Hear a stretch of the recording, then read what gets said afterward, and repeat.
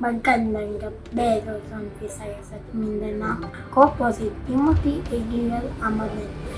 Bago sa Pilipinas, kasaysayan ng Pilipinas, ang bagyong na Yolanda ay isa pinakamalakas na bagyong dumaan sa bansa. Sa pinakamalakas hindi lamang sa Pilipinas kundi sa buong mundo. Ang mga lalawigan ng Visayas ay higit na tinamaan nito, lalong-lalo na ang bayan ng Tacloban sa Leyte. Subalit sa gitna ng puno, lumutang ang kabutihang loob ng mga Pilipino, gaya ng ipinakita ng pamilya de la Cruz na nakatira sa bayan ng Tacloban. Narinig nila sa radyo ang paparating na super typhoon. Daraan daw ito sa kanilang bayan, kaya naman pinaghandaan nila ito. Isang umaga ng Nobyembre, nagawang mailigtas ng kanilang pamilya ay kanilang sarili.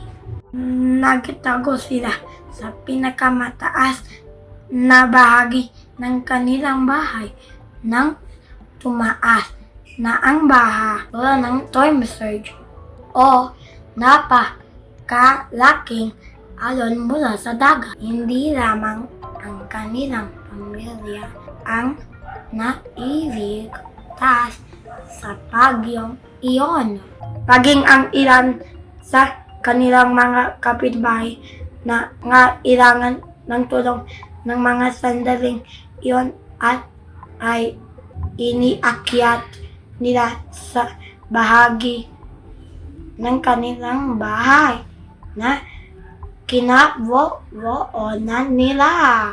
Matapos ang mahabang sandali ay humupa na rin ang bagyo. Isang lumabas ang mga tao at tumambad sa kanilang harapan ang nakaaawang kondisyon ng kanilang paligid. Gayunpaman, nagpasalamat sa pamilya de la Cruz ang mga kapitbahay na natulungan nila. Napatunayan ng mga Filipino na ang pagtutulungan ay nakabubuti sa pagsasamahan ng bawat isa sa kanilang pamayanan. Maraming buhay rin ang naglilitas dahil sa pagtutulungan. Ako po si Timothy Egiel Amadente na uulat.